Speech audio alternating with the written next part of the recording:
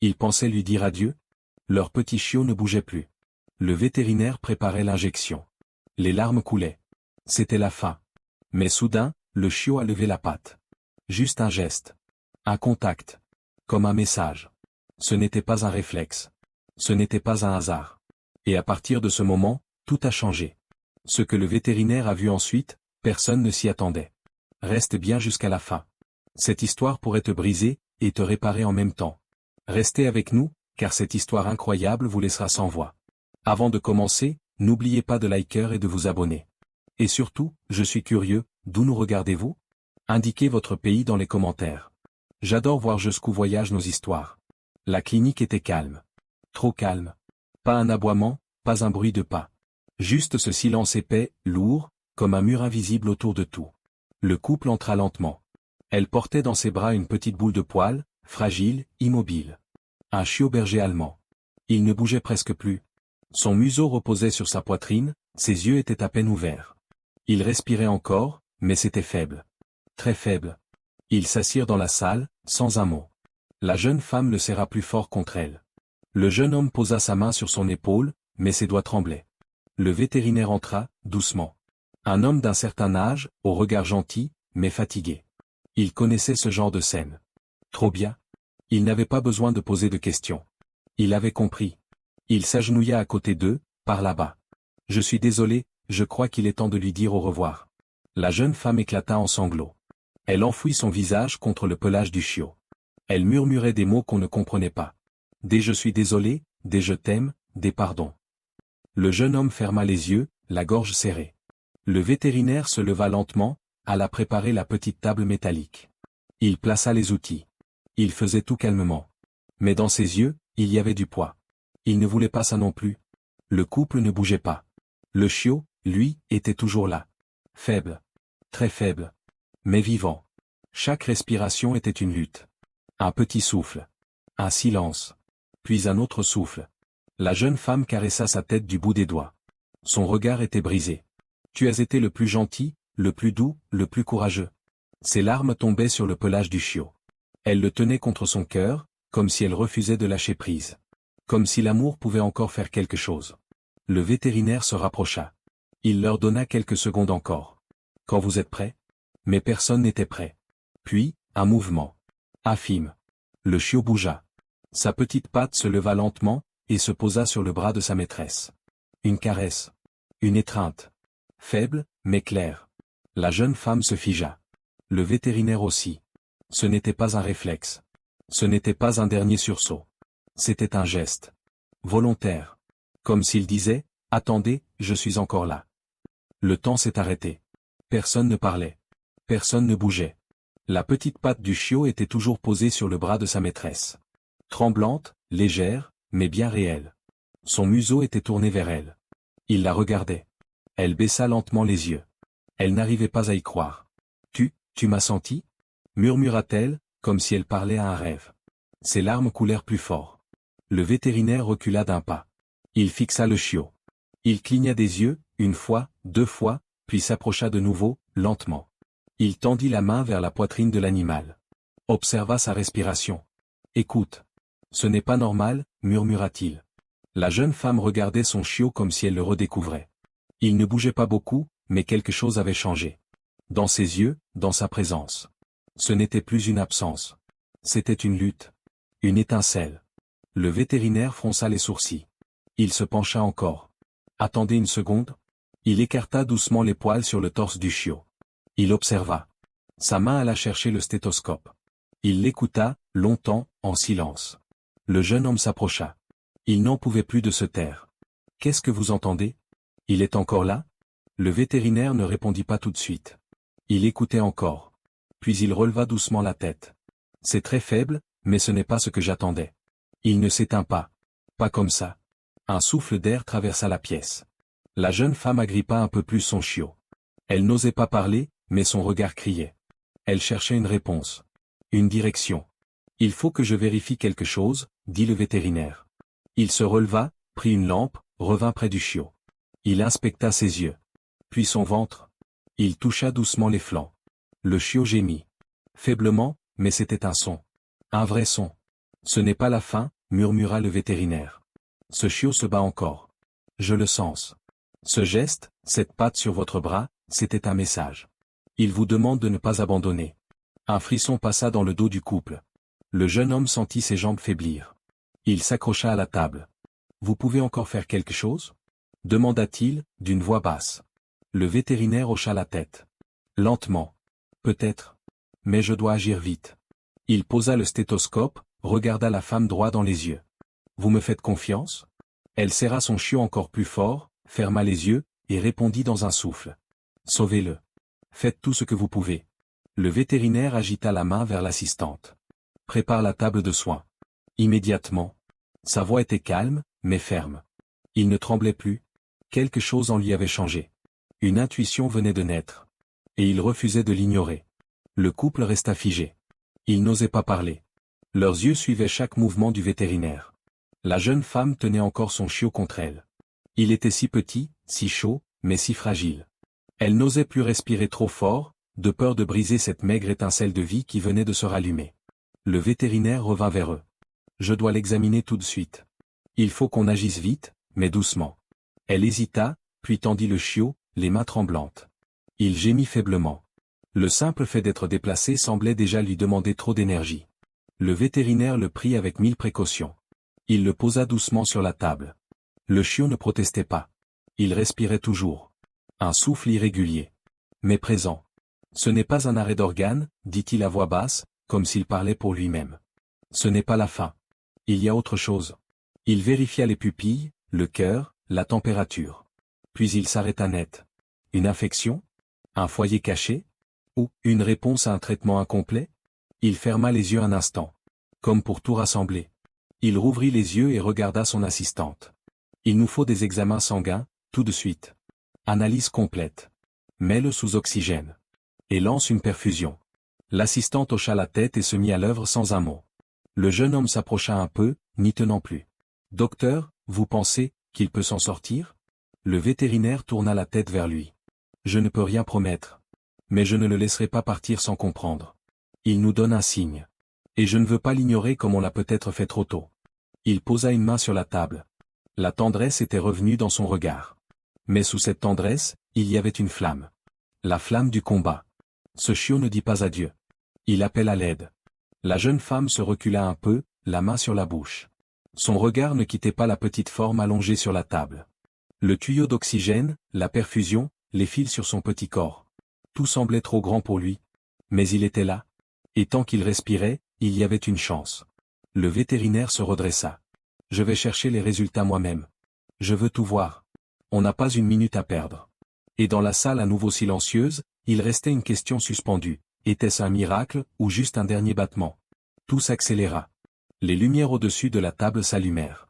L'assistante installa le matériel. Les machines bourdonnaient.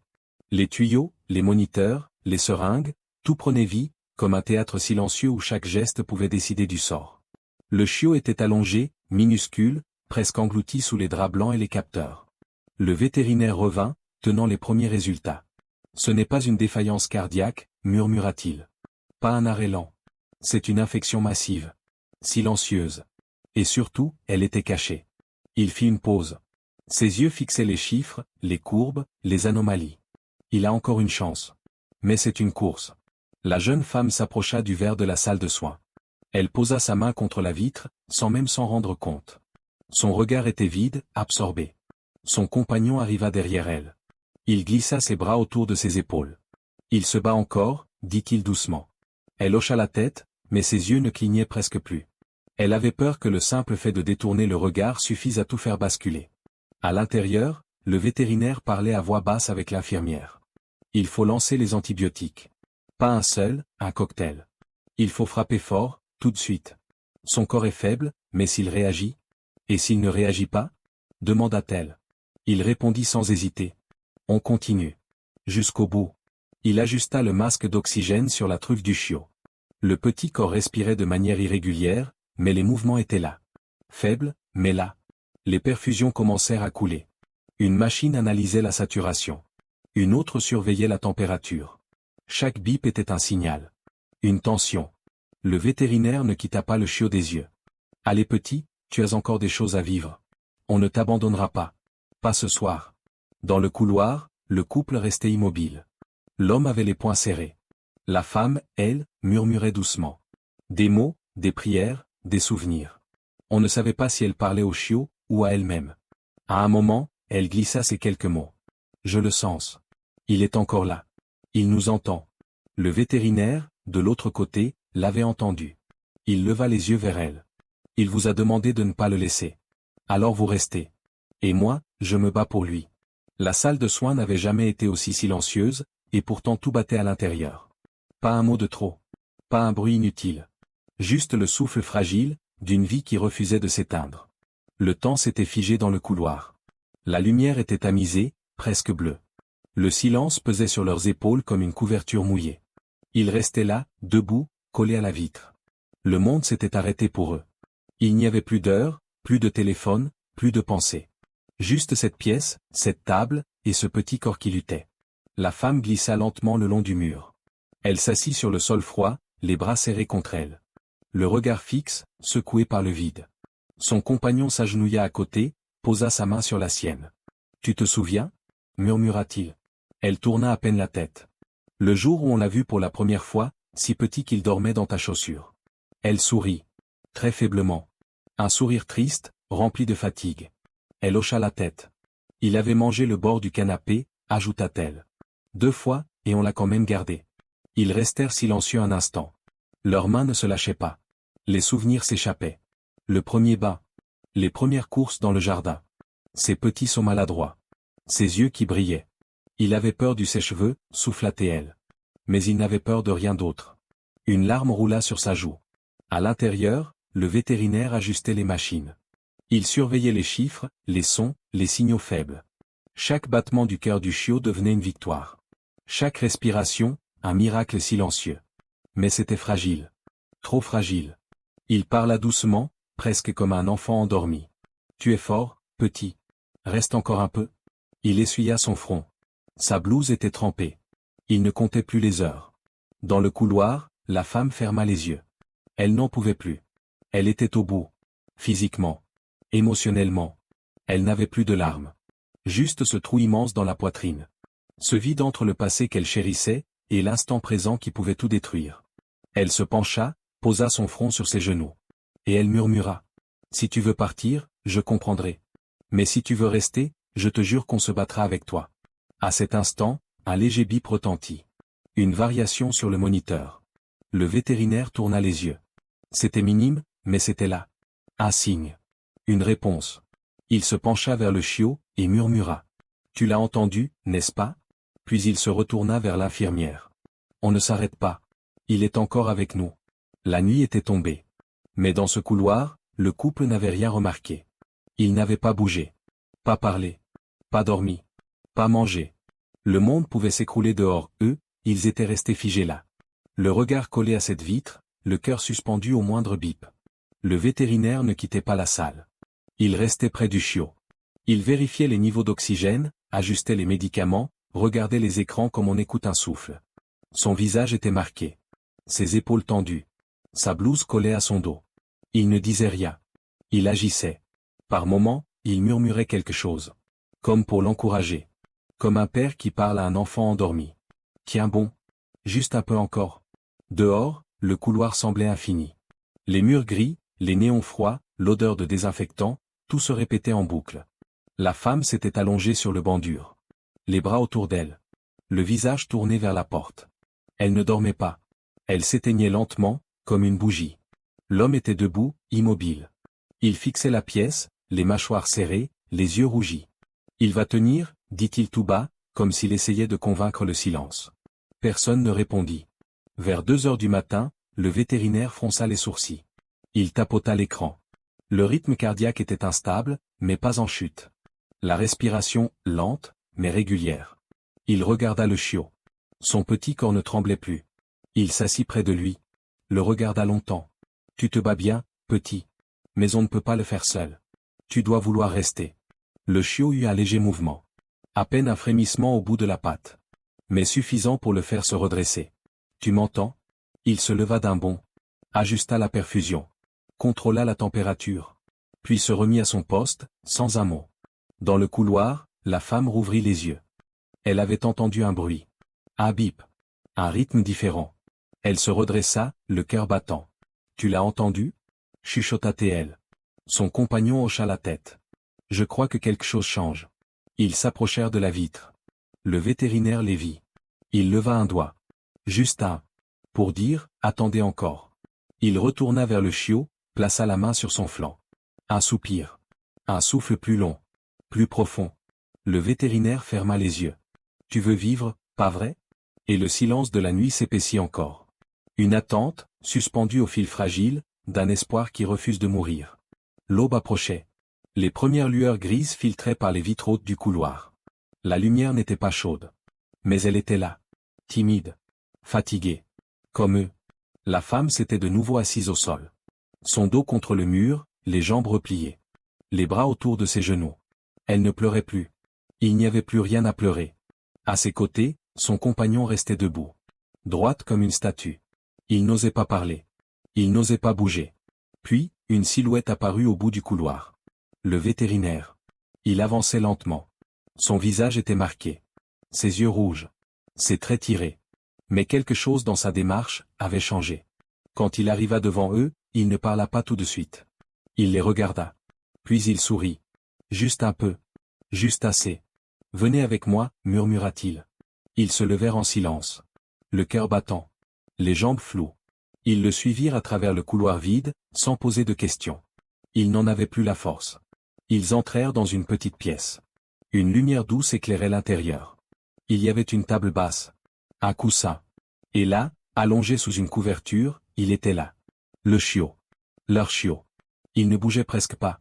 Mais ses yeux étaient ouverts. Lents. Fatigués. Mais ouverts. Et quand il les vit, son regard changea. Une lueur. Une reconnaissance. Il essaya de lever la tête. Elle trembla, mais se souleva un peu. Puis, sa queue remua. Faiblement. Une fois. 2 fois. Il vous a reconnu tout de suite, dit doucement le vétérinaire. Il est faible. Mais il respire mieux.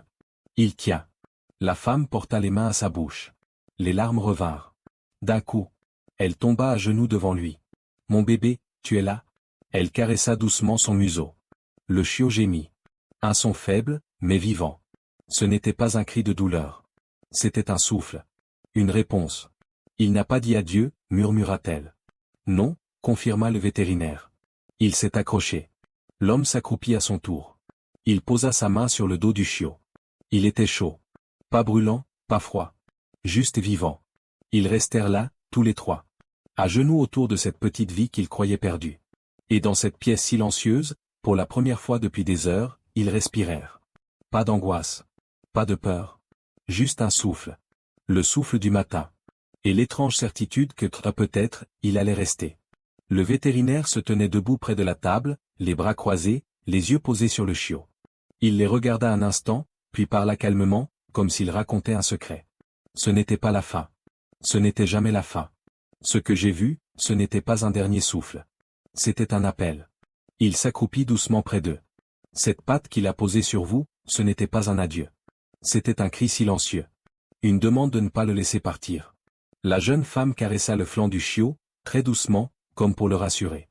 Et vous l'avez entendu, murmura-t-elle. Oui. Et vous aussi. Vous êtes resté. Jusqu'au bout. Le vétérinaire se releva, fit quelques pas vers la porte. Il va falloir encore du temps. Du repos. Des soins. Mais, il est sorti de la zone dangereuse. Il a décidé de vivre. Et son corps suit. Le jeune homme hocha la tête, les yeux humides. On fera tout. Pour lui. Pour qu'il ne manque plus jamais de rien. Le chiot remua légèrement. Il essayait de se tourner vers eux. Son regard cherchait leur visage. Comme pour s'assurer qu'ils étaient toujours là. Et ils l'étaient. La femme se pencha un peu plus. Elle murmura. Tu es revenu, hein? Tu ne voulais pas nous quitter? Elle glissa ses bras autour de lui, lentement, sans forcer. Le chiot se laissa faire. Sa tête se posa contre son bras. Ce n'était plus un miracle. C'était une renaissance. Le vétérinaire les regarda une dernière fois, avant de quitter la pièce. C'est rare, mais parfois, la vie nous surprend. Et nous rappelle que l'amour, l'instinct, et une simple étreinte, peuvent tout changer. Il sortit. Le silence revint. Mais un silence doux, apaisé. Le jeune homme s'assit par terre. La femme s'installa contre lui, tenant leur petit survivant contre elle. Et dans cette pièce calme, entre les battements lents d'un cœur fragile et les mains d'un couple bouleversé, il n'y avait plus de peur. Plus de doute. Juste une certitude simple, il était là. Il avait tenu. Il avait choisi de rester. Et cette fois, il ne le lâcherait plus. Index revers pointant vers la droite blanc. Si cette histoire vous a touché, n'hésitez pas à liker, vous abonner à la chaîne, et partager cette vidéo avec quelqu'un qui aime les histoires vraies et pleines d'espoir. Merci.